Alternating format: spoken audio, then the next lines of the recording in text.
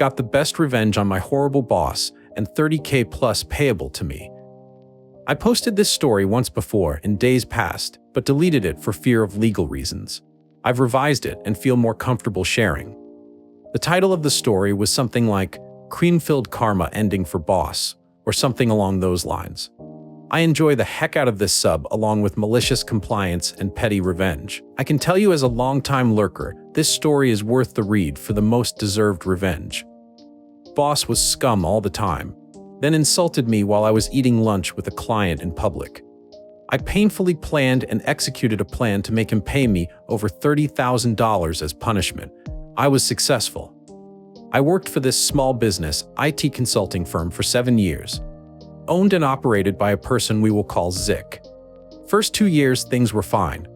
Occasionally, this guy would take things a little too far. He was just passionate about his opinion and always had to be right, so I'd always give him that. I don't have to agree, but I saw his need and left it at that. What I started to discover, however, is the turnover for the company is a couple of years, and I began to realize why.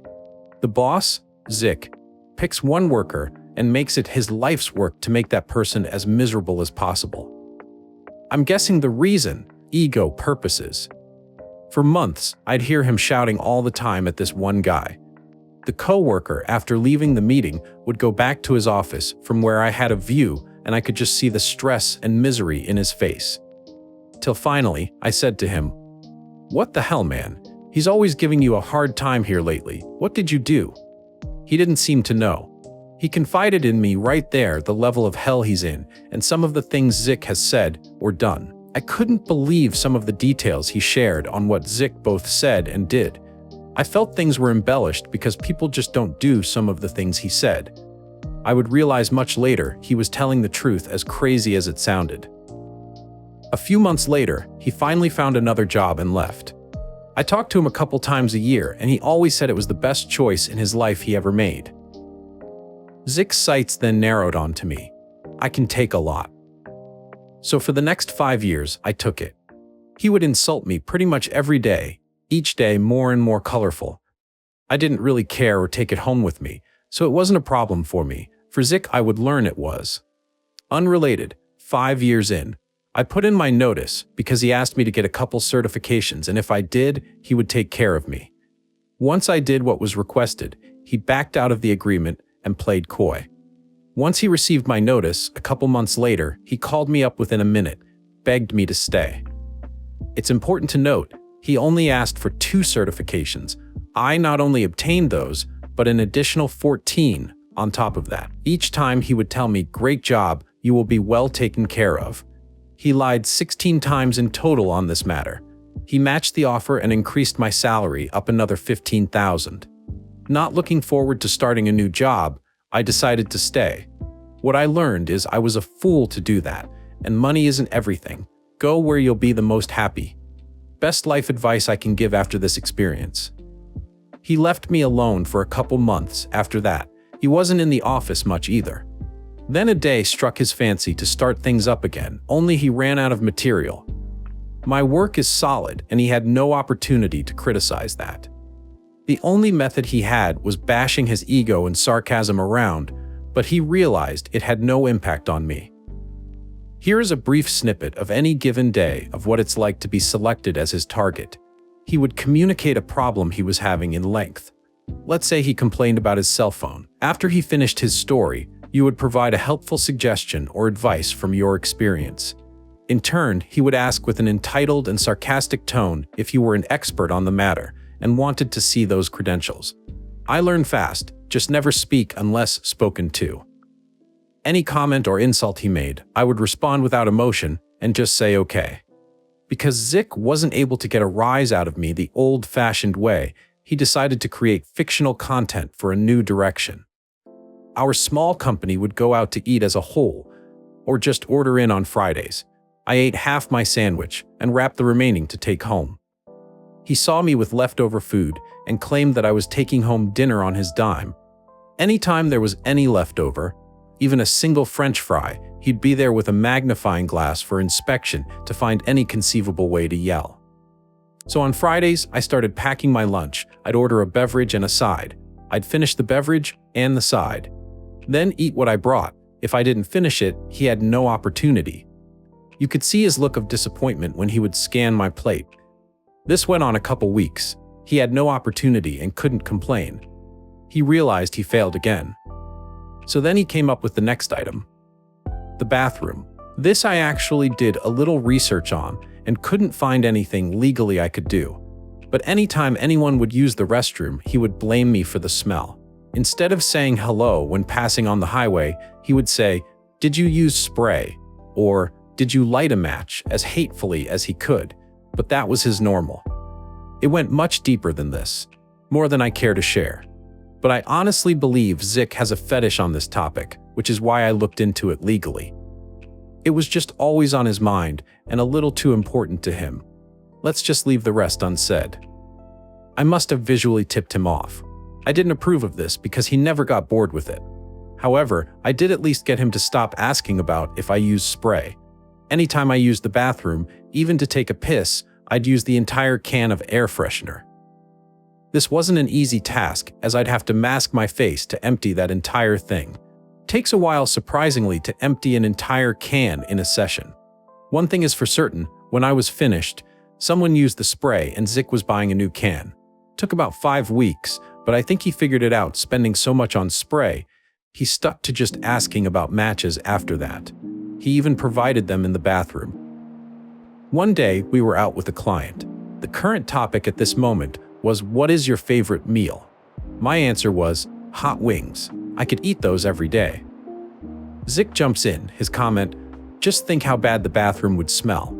Most at the table wouldn't get the context and direction of that comment, but I knew. He did this in front of a client, in public, while people were eating. I almost walked out. Then I remembered he drove, and it's a long way back. Plus, Zik is over 60. What kind of person knocks out a senior? I had to chant that in my mind to keep control. I never get pissed, but after years, this was the last straw. I seriously pleaded with myself all day not to do it because I'd go to jail, and he would win. During this time period, he also started playing with my money. Behind 4 to 5 months with reimbursement, week late on paychecks, stuff like that. You ask where it's out, he says next week. You explain he already said that last week, then he'd play coy. I finished out the day without reacting somehow. Took everything I had, but I'm not going to allow this to be unanswered. That was dangerous and too close. If he wants trouble, I'll give it to him. I will get even in a lawful way somehow. Then the idea came to me that night. Did my research, and odds were in my favor that it could work. I'm just going to mirror him until he fires me. When he fires me, he will have to pay half my current salary of $65,000 until I get a new job. You know what? I can live perfectly fine on $32,500. Why not make him pay out of his pocket $32,500 for everything he had said and done? He would have to pay this over the course of 6 months or until I found a new job. So my goal was to make him pay me $32,500, to be exact, over 6 months as restitution for what he said at that table. I read up on all the rules in my state for unemployment. Each state is different, but basically to qualify for it, it can't be your fault if you were fired. So if I stood there and told him where to put it, that's a no-go. However, if I was laid off, I would qualify. So I hit him where it hurt first. His favorite thing in the world is meetings, because he loves to hear himself talk and take you step by step through his thought process with a noble tone, congratulating himself for his thinking and why his way is the best way. So I started speaking up and illustrated a more efficient way that cost less. He would argue, sometimes red in the face, especially if others in the meeting liked my idea. He knew he was wrong, but he would dismiss them and demand it be done his way. I then started talking about him within earshot on purpose. I'd say things like, "Make sure you perform that Zik's way. Takes longer, but it's better than him releasing the Kraken." It would make everyone laugh, but it wasn't a direct insult. Trust me when I say this guy has a massive ego, and I was counting on this for pissing him off. I laid it on thick. In time, it took its toll. I knew it did because of what came next. His retaliation was the kitchen sink. He had nothing, so he started accusing me of things, then playing coy when it came to reviewing the details or facts. He would put words in my month, I'd state he was wrong, and then he would tell me I was. All he was doing was opening the door so he could play a revengeful sarcasm game. I know it's a game, so I decided to take his new toy away from him by just going along with whatever it is he said, which further made him mad because what he was doing had no effect on me. Fast forward 6 months. Yes, I'm still working here, but we only receive a couple calls a day, which are 15 minutes each. This was due to Zik's bad business discussions.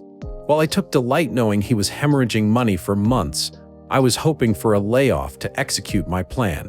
Nothing. I have to make him want to fire me. It's the only way. I have to beat him at his own game while providing the illusion he is in control. So I turned up the heat. I was asked to travel to a client by the second in command.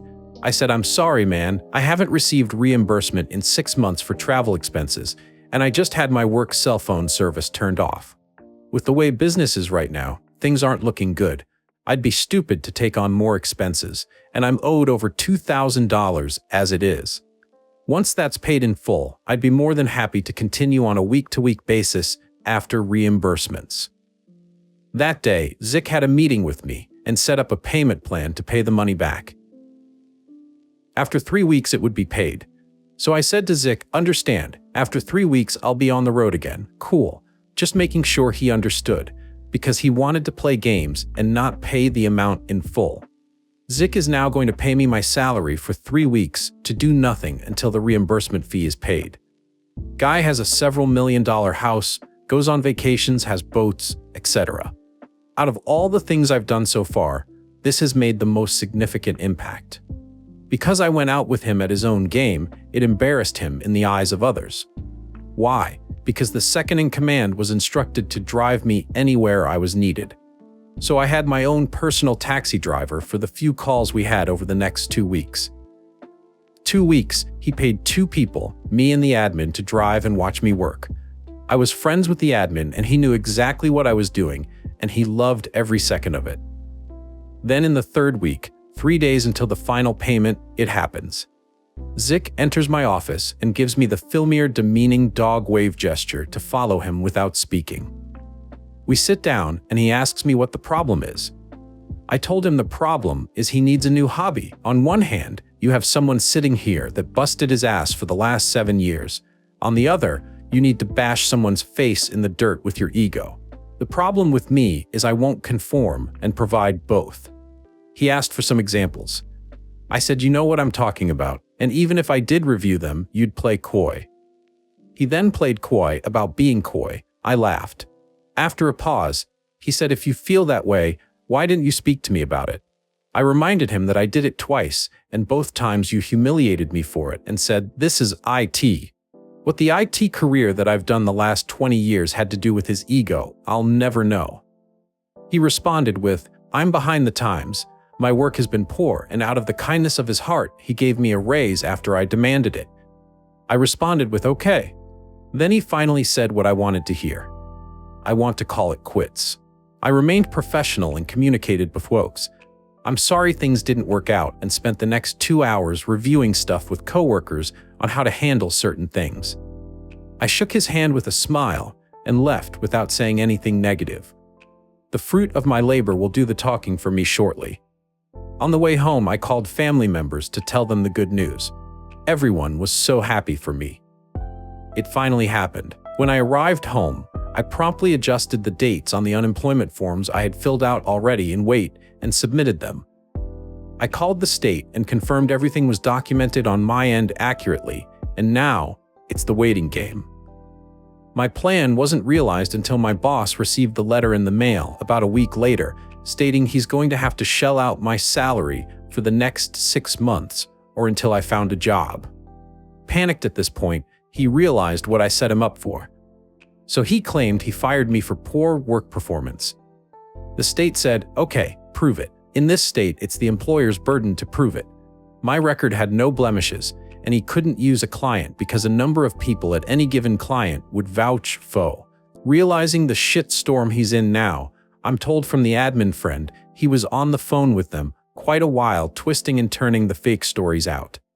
Bottom line, the state needed to see documented verbal and written warnings, signed so he couldn't fake them. He called his lawyer, and his lawyer told him he's screwed. Later, my boss told coworkers he felt bad for me, that I couldn't find work, and he decided to give unemployment to me to save face of his ego. That made it official that his ego was affected. He didn't want anyone to know the truth. At this point, he realized I got the better of him when I fought back, and I won. Big.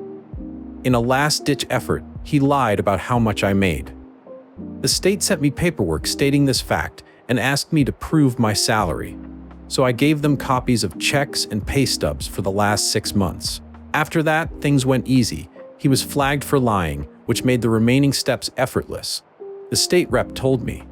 For the reason I was terminated, I said, "Zick, the owner made some poor business discussions that impacted the company losing business and clients. He let me go as a business discussion. In his shoes, I'd have done the same and understood. I wrote it that way for a reason, but Zick didn't realize why. I knew what his reaction would be. The state saw a down-to-earth guy that was honest and understanding on paper. Then they saw Zick's predicted response of being a bastard, most likely yelling, and of course lying. I had no doubt that would seal the deal simply on the evaluation of character before the facts even entered into it. His reaction being, his ego had to take it up the ass. Once for failing as a businessman, another for me saying so on state paperwork, and lastly accepting that I got the better of him, and all this time I have been coaxing him to make this move. The only thing left to do is pay me, every single week. And his money goes to the state first, then the state sends it to me, so he can't play games with my money, or the state is coming after him. Over the next 6 months, I took that time to enjoy myself, pursue hobbies, and lived life to the fullest on his dime as a reward for his comment. Once the letter came to renew unemployment, Zick would no longer have to pay, or only a parentage I forget. The important thing to know is taxpayers would have to pay after 6 months, not Zick. So I declined the renewal. 3 weeks later, I had a new job. It was either that or knock him out during that lunch. It wasn't easy. It took work, but I'm proud of the way I handled it. I feel vindicated. It's pretty rare the world is balanced. Evil often wins. But not this time. This time it cost Zick $32,500 to be exact. All in all, I can say 10 out of 10 would do it again. Due to his age, I can't imagine that it would be a humbling experience at this point. But it was for me. Money isn't everything. There is only one thing of true value, your happiness. A year later, I'm very happy now. I enjoy my new job and my new boss. I discovered myself again, who I really am. The goofy, friendly guy. My light is no longer dimmed by a dark presence, and I can be myself without punishment.